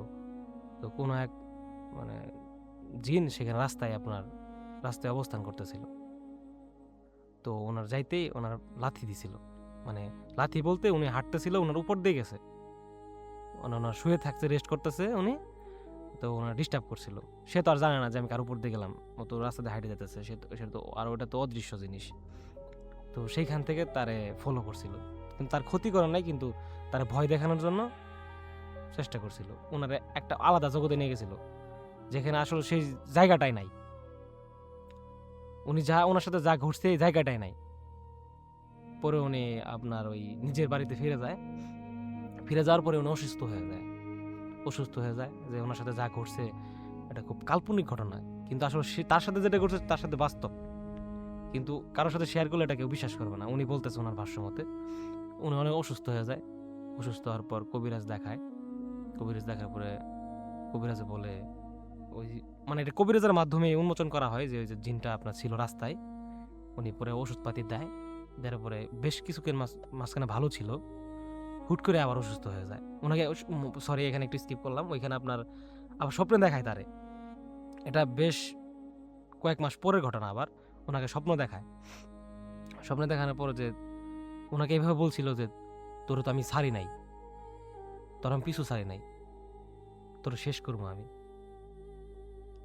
এই স্বপ্ন দেখার পর উনি আবার এই অসুস্থ হয়ে যায়, যেদিন স্বপ্ন দেখে তারপর থেকে অসুস্থ হয়ে যায়। অসুস্থ হয়ে যাওয়ার পরে তখন আবার কবিরাজ দেখার পর আপনার উনি তাবিজ দেয়, চারিদিকে ওনার বাড়িতে বন্দি করে দেয়। তারপরে মোটামুটি উনি আর কোনো জায়গায় যায় না, মোটামুটি একটু অসুস্থ টাইপের, বলতে গেলে উনি আগের মতো সচল মানুষ না, মানে ঠিকঠাক কথা বলতে পারে না, প্যারালাইজড রোগীদের মতো, মানে হাঁটাচলা ঠিকঠাক করতে পারে না। তো মানে ওইভাবে উনি আছে এখনো। তো উনি গ্রামের নাম বলতে নিষেধ করেছেন, যার কারণে আমি গ্রামের নামটা বললাম না। ওনার সাথে এই ঘটনাটা ঘটে যায়, উনি আমার সাথে বড় ভাই আমাকে এভাবে শেয়ার করে, ওনার বাড়িতে আমি বেড়াতে গেছিলাম, তো উনি আমাকে এভাবে শেয়ার করে। আর উনি এখনো ওই অবস্থাতেই আছে, যেটা বললাম আপনাদেরকে, মানে কথা খুব ভালোভাবে বলতে পারে না, চলাফেরা করতে পারে না, মানে বেঁচে আছে। এই হলো ঘটনা। তাহলে শ্রোতা বন্ধুরা শুনছিলেন জামালপুরের তান্ত্রিকের মুখে সেই অদ্ভুত আর শিহরণ জাগানো ঘটনা, আর এমন কিছু অনুভূতি যার ব্যাখ্যা আজও মেলেনি। যার কাছ থেকে তান্ত্রিক এই ঘটনাটি শুনেছেন তার ভাষায় সেদিনের পর থেকে সেখানে আর কোনো রাস্তা ছিল না। কিছু প্রশ্নের উত্তর আজও অজানা রয়ে গেছে। সত্যি কি সেটা শুধু কাকতালীয়, নাকি আমাদের চোখের আড়ালে লুকিয়ে আছে অন্য এক জগৎ? আপনারা কি মনে করেন? ঘটনার কি শুধুই নিছক কল্পনা, নাকি এর পিছনে লুকিয়ে আছে কোনো অদৃশ্য উপস্থিতি? তো চলুন কথা না বাড়িয়ে সরাসরি আমরা চলে যাব আমাদের আজকের এপিসোডের পরবর্তী ঘটনায়। যিনি ঘটনাটা আমাকে পাঠিয়েছেন তার নাম হচ্ছে মিলন। তো ঘটনাটি তার বাবার সাথেই ঘটেছিল। তো উনি যেভাবে আমাদের সাথে গল্পটা শেয়ার করেছেন সেইভাবে আমি আপনাদের সবাইকে বলার চেষ্টা করছি। তো ওনাদের বাসা হচ্ছে সিরাজগঞ্জের একটা গ্রামে। তো ওনার বাবা মুদির দোকান করতেন। ওনার যে দোকানটা ছিল, তাদের যে বাড়ি, ওই বাড়ি থেকে প্রায় 5-6 কিলোমিটার দূরে দোকান। তো উনি 5 ওয়াক্ত নামাজ পড়তেন, খুবই ভালো একজন লোক ছিলেন। তো একদিন রাতে ফজরের নামাজের আগে উনি ঘুমের ঘরে মানে আবুল তাবুল ভয়ানক স্বপ্ন দেখতেছে যে উনি একটা কবরস্থানের পাশ দিয়ে দৌড়াইতেছে, একটা খারাপ ভয়ানক জিনিস তাকে তাড়া করতেছে এরকম। তো এর মধ্যেই ওনার গায়ে যে কাপড় থাকে, ওই কাপড় ধরে কেউ টান দিতেছে। এর মধ্যে ওনার ঘুম ভেঙে যায়। ঘুম ভাঙে যাওয়ার পরে দেখে ওনার গায়ে যে কাপড় ছিল এটা সত্যি মানে নিচ থেকে কেউ টান দিছে, কাপড় নাই, মানে তার গায়ে থেকে অনেকটাই কাপড় নিচে নামে গেছে, তার পরনে যে পাজামাটা ছিল। তো উনি একটু চিন্তিত হয় যে আমি স্বপ্নে দেখলাম আমার কাপড় ধরে টান দিছে, কিন্তু স্বপ্ন ভাঙার পরে দেখে যে সত্যি সত্যি কাপড়টা টান দেয়া তার শরীর থেকে নিচে নামাই নিছে। তো এটা কিভাবে সম্ভব? তো যাই হোক, উনি যেহেতু 5 ওয়াক্ত নামাজ পড়তেন, উনি অজু টজু করে ওই টাইমে আপনার ওই যে ফজরে আজান দেয়, তো উনি অজু টজু করে নামাজের জন্য প্রস্তুতি নেয়। তো উনি অজু করে আয়নার সামনে গিয়ে ওই শরীরটা মুছতে গেছে। তো এর মধ্যে দেখে তার পেছনে, মানে আয়নাতে উনি দেখে যে তার পেছনে একটা কালো অবয়ব দাঁড়ায় আছে। উনি ভাবলেন যে হয়তো চোখের ভুল, তো উনি পলক ফেলে দেখে যে নাই। তো উনি হাত পা মুছে উনি মাথা আশ্রাইতে আশ্রাইতে দেখে আবার সেই অবয়বটা হাসতেছে, তার দিকে তাকায় খুব বিশ্রীভাবে ভয়ানকভাবে হাসতেছে। তো উনি দৌড়ে গিয়ে তার মার রুমে চলে যায়। মিলনে যে বাবা তার মা ছিলেন, বেঁচে ছিলেন, বয়স্ক মানুষ, মানে মিলনের দাদি আর কি। তো দৌড়ে চমকে যখন ওনার মার কাছে যায়, ওনার মা উঠে বলে যে বাবা কি হয়েছে, তুই এরকম ভয় পাইতেছিস কেন? তো উনি কিছু বলে না, উনি এমনিতে খুব ভয় পেয়ে আছে, উনি কিছু বলে না মিলনের বাবা। তো মিলনের যে দাদি, উনি ওনার অবস্থা দেখে উনি ভাবে যে ঘুমের ঘরে হয়তো কোনো স্বপ্ন দেখছে, তো পানি এনে দেয়, 1 গ্লাস পানি এনে দেয়। তো মিলনের বাবা পানিটা খাইতে ধরে, এই সময় দেখে যে ওনার হাতে যে পানির গ্লাসটা, এটা পুরোটাই পানির বদলে রক্ত হয়ে গেছে। মানে উনি এটা দেখে গ্লাসটা ছুঁড়ে ফেলে দেয়, অনেক ভয় পায়। তো গ্লাসটা যখন ছুঁড়ে মারে তখন শব্দ হয়, শব্দে ওনার যে স্ত্রী মানে মিলনের মা উনি চলে আসে, মিলনের স্ত্রী চলে আসে যে কি হয়েছে, চিল্লাইতেছে কেন, গ্লাস কেন ঢিল মারলো। তো উনি আতঙ্কে থাকে, মিলনের যে বাবা উনি একটু ভয়ে হয়ে আতঙ্ক থাকে, উনি কিছু বলতে পারতেছে না। এক পর্যায়ে উনি মানে আপনার অ্যাক্টিভিটিস চেঞ্জ হয়ে যায়, এই হাসতেছে, এই কান্না করতেছে, আবার প্যারালাইজড রোগীর মতো বাইকে বাইকে যাইতেছে, হাসতেছে, কান্না করতেছে। সবাই বাড়ির লোকজন দেখে একটু ভয় পায় যে হঠাৎ করে উনি সুস্থ সবল মানুষ, নামাজ পড়তে যাবেন, ঘুম থেকে উঠে চিল্লায় ঘরে আসলো, আবার এরকম কেন করতেছে। তো ওই দিন যে ফজর নামাজের পরের দিন সারাদিন যাওয়ার পরে ওনারা চিন্তা করলেন যে ডাক্তার নিয়ে আসি, ডাক্তার দেখালে বোধহয় ঠিক হয়ে যাবে। তো বাড়িতে ডাক্তার আসেন, আসার পরে ওনার ওনার চেক করে দেখে যে তার কোনো ওরকম কোনো রোগ নাই, উনি অসুস্থ না, সুস্থ। তো তারপরেও ডাক্তারে ওনারে কিছু ক্যাপসুল দিয়ে যায়, যেগুলা খাওয়াইলে হয়তো ঠিক হয়ে যাবে, ব্যবসা বাণিজ্যর কারণে হয়তো টেনশনে উনি এরকম করতেছে, মেন্টালিটি হয়তো কোনো প্রবলেম হয়েছে। সাধারণ যে চিকিৎসা আছে, ওষুধ ক্যাপসুল টেপসুল টেনশনের বড়ি টড়ি দেয়। তো দেওয়ার পরে সেদিন রাত্রের বেলায় সেম ঘটনা তার সাথে আবার ঘটে। উনি পানি খাইতে যায়, ওনার সাথে মানে পানির যে গ্লাস আছে ওইটার ভিতরে ধাক্কা দেয় কেউ একজন। তো আয়নার সামনে যায়, আয়নার সামনে গেলে উনি ছায়া দেখে। উনি যখন হাঁটে, ওনার পেছনে পেছনে কেউ মনে হয় হাঁটতেছে, এরকম বোঝা যায়। তো রাত্রেবেলায় আবার আপনার ওইরকম উল্টাপাল্টা বকা শুরু করে যে কাঁদতাছে, হাসতাছে, উম, আবার বলে যে তোদের সবাইকে শেষ করে দেব, রাস্তার ফকির বানিয়ে ছাড়বো। তো এইসব দেখে বাড়ির যে লোকজন আছে তারা একটু ভয় পায়। তো ওনারা ভাবলেন যে ডাক্তার দিয়ে কাজ হবে না, মানে ডাক্তারের করার কিছু নাই, সামথিং রং, মানে অন্য কোনো ঝামেলা আছে। তো সবাই সারা রাত ওইভাবে বসে থাকলো। ওদিন আর উনি সুস্থ হয় নাই, সবাই রাত্রে ঘুম যাক না।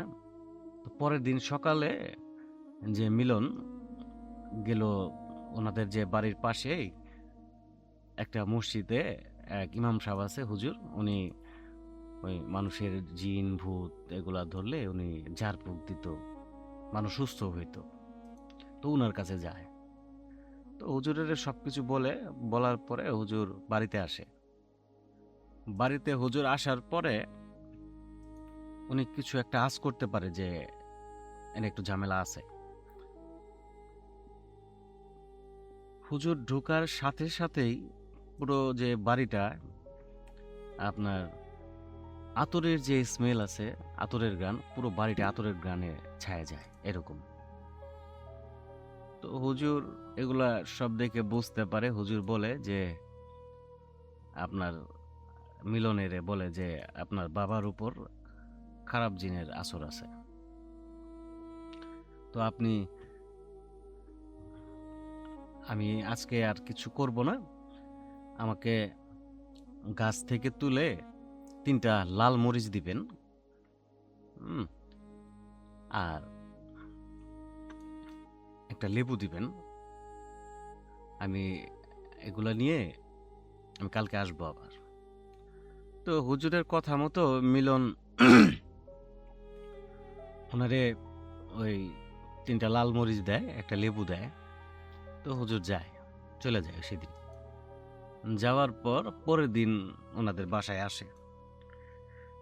আসার পরে ওই যে লোকটা মিলনের যে বাবা মিলনের বাবার উপর ঝাড়ফুঁক দেয়। বাড়ির বাড়ির বাসার মানে দরজার পাশে একটা জায়গায় ওই মরিচ 3টা আর ওই লেবুটা একসাথে সুতা দিয়ে, লাল সুতা দিয়ে বাইন্ধে উনি বাইন্ধে রাখে।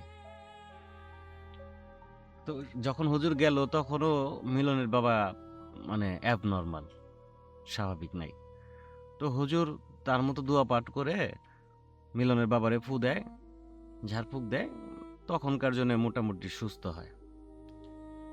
সুস্থ হওয়ার পরে হুজুর বলল যে আপাতত আশঙ্কা মুক্ত আছে, কোনো ঝামেলা হবে না, তবে সাবধান থাকতে হবে। এখনো সব কাজ সম্পূর্ণ হয় নাই, পুরোপুরিভাবে সেই জিন আপনার ছেলের কাছ থেকে কিংবা মিলনের বাবার কাছ থেকে যায় নাই। এনে আপনার আরো কিছু কাজ করা লাগবে। তো মিলন রে পাশে নিয়ে যায়, বলে যে বাবা তুমি এক কাজ করবা, আমি যেটা যেটা বলবো সেটা তুমি আমারে সংগ্রহ করে দিবা। আপনার নদীর 7 ঘাটের পানি লাগবে, তারপর নতুন কবরের মাটি লাগবে, আর একটা কাঁচা মাংসের টুকরা লাগবে, গরু কিংবা ছাগল হইলে হয়েছে, টুকরা লাগবে। তো উনি মিলন সবকিছু ম্যানেজ করে ব্যবস্থা করে হুজুরকে দেয়।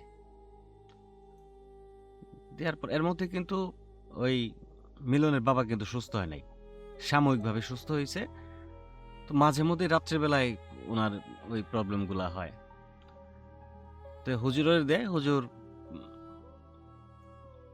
নিয়ে তার মতো করে প্রসেসিং করতে থাকে।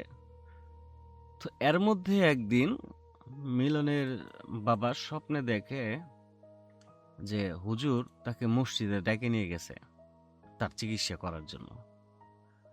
তো ওই যে জিনটা তার ভিতরে বশ করানোর পর হুজুরই মিলনের বাবাকে গলা টিপে হত্যা করতে চাইতেছে। তো উনি স্বপ্ন ভেঙে যায়, স্বপ্ন থেকে ওঠার পরে পরের দিন সকালে হুজুর বাড়িতে আসে। হুজুর বাড়িতে আসার পর সেই জিনকে মিলনের বাবার উপর হাজির করায়। তো ওই জিন বলে যে আমি ওদের ফকির বানিয়ে ছাড়বো, ওদের কোনো বংশ বিস্তার আমি হতে দিব না। তো হুজুর বলে যে কেন তুমি ওদের ক্ষতি করতেছো, ওরা তোমার কি ক্ষতি করছে? তুমি হইলা জিন, ওরা হইলে মানুষ, তোমরা থাকবা তোমাদের মতো, ওদের সাথে তোমার কিসের শত্রুতা? তো ওই জিন তার বাবার মুখ থেকেই, মানে বাবার মধ্যেই, মিলনের বাবার মধ্যেই ভর করাইছে। তো মিলনের বাবার মুখ থেকেই জপতাছে, বলতাছে যে ও একটা খারাপ মানুষ, মানে আরো বিশ্রী ভাষায় গালি দিয়ে বলতেছে ওর বাবারে যে ও একটা খারাপ মানুষ, ও আমার বাড়ির উপরে প্রস্রাব করছে। তো ঘটনাটা আর একটু ক্লিয়ার করে বলি, মানে ওনার যে দোকান, তার বাড়ি থেকে যে আপনার 5-6 কিলোমিটার দূরে। তো দোকান শেষ করে বিকালে আসার সময় রাস্তার মধ্যে তা প্রস্রাব ধরে। তো রাস্তার পাশেই একটা ছোট গাছ, ওই গাছের সাইডে যায় উনি প্রস্রাব করছিল। তো ওই যে জায়গাটাতে প্রস্রাব করছিল ওই জায়গাটা নাকি আপনার ওই জিনের বাড়িঘর ছিল, সেখানে যায় প্রস্রাব করছে। তো এই সব কথা জিনে তার বাবার মুখ দিয়ে বলে। তো বলার পর হুজুর বলে যে তুমি চলে যাও, তারা একটা ভুল করছে, তারা তো ইচ্ছা করে কাজ করে নাই, সে তো আর জানে না যে তো এখানে তোমার বাড়ি আছে। তো জিন কোনোভাবেই যায় না, বরঞ্চ হুজুরের সাথেই এমন আচরণ করে হুজুর নিজেও একটু ভয় পেয়ে যায়, এবং হুজুরকে বলেও যে তোর মতো বহুত হুজুর আমি দেখছি, আমার কোনো কিছুই তোরা করতে পারবি না, বহুত হুজুর দেখছি, তুই যদি তোর ক্ষতি না চাস তাইলে তুই ওদের সাহায্য করিস না, তুই চলে যায়। তো হুজুরের সাথে এমন অবস্থা করে মোটামুটি হুজুরও ভয় পায়। তো এরপরে বাড়ির সবাইকে বলে হুজুরে যে না, এইভাবে এই জিন যাবে না, এইটা খুবই বদ জিন, খুবই খারাপ জিন, শক্তিশালী জিন, ওনাকে এইভাবে শেষ করা যাবে না, আমার ধারায় সম্ভব না। আপনারা দেখেন অন্য কোনো হুজুর বা কবিরাজ পাওয়া যায় কিনা, তাদের সাহায্য নেন, এটা আমি আর করতে পারবো না। তো এর মধ্যে এই ঘটনা মানে ওই এলাকার মধ্যে জানাজানি হয়ে যায়, সবাই শোনার পরে এক লোক পরামর্শ দেয় যে অমুক হুজুর আছে, মানে কবিরাজ আছে, আদু কবিরাজ নাম, উনার সাথে আপনারা যোগাযোগ করেন। তো সবাই মিলে ওই কবিরাজের কাছে গেল। ওই কবিরাজ বলল, সবকিছু শুনে ওই কবিরাজ বলল আপনারা আপনাদের নাম, আপনাদের সবার নাম, আপনাদের সবার বাবার নাম আমারে একটা কাগজের মধ্যে লিখে দিয়ে যান। তো ওই কবিরাজের কথা মতো ওনার যে পরিবারের যে সদস্যগুলো ছিল সবার নাম এবং সবার বাবার নাম একটা কাগজের টুকরার মধ্যে লিখে ওই কবিরাজকে দিয়ে আসে, আদু কবিরাজকে। তো কবিরাজ বলে যে আপনারা যান, আল্লাহর রহমতে আর কোনো ঝামেলা হবে না আশা করতেছি। তো কবিরাজ এমন ভাবে আপনার কনফিডেন্স দিয়ে তাদের বলল, তারা একটু আশ্বস্ত হইল, মানে সাহস পাইল। তো ওনারা কবিরাজের কথা মতো বাড়ি চলে আসে। তো রাত হওয়ার পরে ওনারা বাড়িতে খাইতে বসছে। এর মধ্যেই খাবারে যে প্লেটগুলা আপনার ছিল সামনে, কাঁচা মাংসের যে টুকরা থপ করে পড়তে থাকে খাবারের উপরে, মানে গায়েবী ভাবে পড়তে থাকে। সবাই বিষয়টা দেখে ভয় পায়। তো এর মধ্যে গায়েবী আওয়াজ আসে যে আজকে তোর শেষ দিন, আজকে আমি তোদের সবাইকে শেষ করে দিব, তোদেরকে রাস্তার ফকির বানাই দিব বলে হাসে চলে যায়।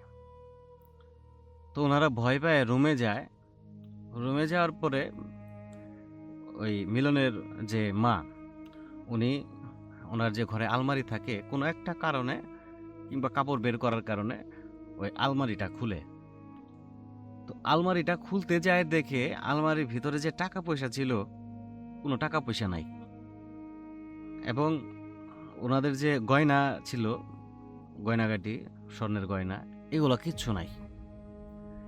তো মিলনের বাবারে বলে যে দেখো এখানে তো 40,000 টাকা ছিল, কিছু গয়না ছিল, এগুলো তো কিছুই নাই। তো সবাই মিলে আপনার ওই আলমারির কাপড় চোপড় সব বের করে দেখে যে কোথাও টাকা নাই, কোনো গয়না নাই। সবাই আশ্চর্য হয়। তো হঠাৎ করে দেখে যে যে আলমারি থেকে যে কাপড়গুলা বের করছিল, ওই কাপড়ের মধ্যে আগুন ধরে যায়। সবাই অবাক হয়, আগুন ধরে যায়। তো তখন সেই হুট করেই তাদের বাড়িতে ওই অবস্থায় যে আগুন জ্বলতেছে, সেই আদু কবিরাজ আসে।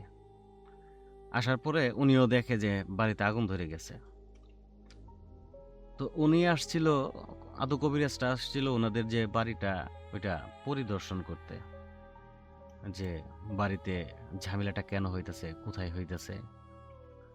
তো উনি আদু কবিরাজ সবাইকে বলে যে আপনারা চিন্তা করেন না, আমি কাজ শুরু করে দিছি, আল্লাহর রহমতে আপনারা সব কিছু বুঝে যাবেন, আর কোনো ঝামেলা হবে না, মানে এর ফল আপনারা ওই 2-1 দিনের মধ্যে পাওয়া যাবেন, এরপর থেকে আর কোনো ঝামেলা হবে না, আমার কাজ আমি যা করার করে দিছি আমি। তো কবিরাজ চলে যায়। চলে যাওয়ার পরে 2-3 দিন পরে, এর মধ্যে তো প্রতিনিয়ত তার সাথে এরকম ঘটনা ঘটতেই আছিল। 2-3 দিন পরে আপনার ওনারা ঘুমে শুয়ে আছে রাত্রের বেলায়। তো হঠাৎ করে ওনার যে শরীর শুয়ে আছে, ওনার মাথার মানে শরীরের পাশেই শুয়ে, মানে বইসে, শোয়ার মতো করেই বইসে ওনার মাথা হাতায় দিতেছে, চুল হাতায় দিতেছে। তো উনি চমকে বইসে যায়। হাওয়া, ওই যে জিনিসটা মনে হইতেছিল যে কেউ পাশে বসে আছে কিংবা শুয়ে আছে, ওইটা নাই। তো এর মধ্যে একটা গায়েবী আওয়াজ আসে, আজকে আর তোকে আমার হাত থেকে কেউ বাঁচাতে পারবে না, আজকে তোকে আমি শেষ করে দিব। তো ঠিক সেই সময় পাশে থেকে একটা বয়স্ক কণ্ঠে একটা আওয়াজ আসে যে কি করতেছিস তুই, তুই এদের এরকম বিরক্ত করতেছিস কেন, এদের ক্ষতি করতে চাইতেছিস কেন, তুই চলে যায়। তো ওই যে বদ জিনটা আছিল, উনি বলতেছে তুই কি, তুই কে, তুই কেন আসছিস। তো ওই বয়স্ক জিনটা বলতেছে যে মিলনের বাবা কিন্তু শুধু আওয়াজ শুনতেছে, আর কিচ্ছু না। ওনাদের মধ্যে যে কথা হইতেছে শুধু আওয়াজ শুনতেছে, কিন্তু কোনো কিছু দেখতে পারতেছে না। তো ওই বয়স্ক জিনটা বলতেছে যে আমি এই বাড়িতে থাকি, আমি এই ভালো মানুষগুলোর কোনো ক্ষতি তোকে আমি করতে দিব না। তো এই জিনটা বলে, খারাপ বদ জিনটা বলে যে তুই এখানে আসিস না, তুই এখানে আসিস না, তুই যদি এর মধ্যে আসিস আমি তোকে মেরে ফেলবো। তো এই কথা শুনে যে উনি বয়স্ক লোকটা আছে, ওনাদের মধ্যে মানে ওই 2 ভালো জিন আর এই বদ জিনটা, এই 2 জনের মধ্যে একটা যে তর্ক কিংবা মারামারি যুদ্ধ চলতেছে, এদের কথা শুনে মিলনের বাবা বুঝতে পারে। তো এক পর্যায়ে বুঝতে পারলো যে ওই জিনটারে মেরে ফেলছে, বদ জিনটারে মেরে ফেলছে বয়স্ক জিনটা। তো মেরে ফেলার পরে ওই বয়স্ক জিনটা বলে যে তুমি কোনো চিন্তা করো না, এখন আর তোমার সে কোনো ক্ষতি করতে পারবে না, তাকে আমি মেরে ফেলেছি। তো মিলনের বাবা জিজ্ঞেস করে আপনি কে। তো উনি বলে যে আমি 150 বছর ধরে এই বাড়িতেই, এই জায়গাতেই থাকি। তো আমি কিছুদিন আগে উমরা হজ করতে গেছিলাম, যেই কারণে আমি তোমাদের কোনো কিছু করতে পারি নাই, কোনো সাহায্য করতে পারি নাই। আমি উমরা থেকে আসার পরেই দেখি যে তোমাদের সাথে এইসব ঘটনা ঘটতেছে। আমি 150 বছর ধরে এই বাড়িতে আছি, এখানে থাকি। আমি থাকতে এই বাড়ির কোনো ক্ষতি আমি হইতে দিব না, এই বাড়ির কোনো সদস্যের ক্ষতি আমি হইতে দিব না, তুমি নিশ্চিন্তে থাকো। তো এই বইলে উনি চলে যায়। তো আল্লাহর রহমতে তারপর থেকে তার সাথে আর কোনো ঘটনা ঘটে নাই। তো এই ঘটনাটা ওই এলাকার মোটামুটি সবাই জানে সবাই জানে। তো উনি তার ঠিকানা, তার অ্যাড্রেস আমাদেরকে বলছে। আমরা আহ, আপনাদের কাছে বললাম না, কারণ মিলন বলছে যে তার যে নাম ঠিকানা এটা একটু হাইড রাখতে। তো এই ছিল ঘটনা।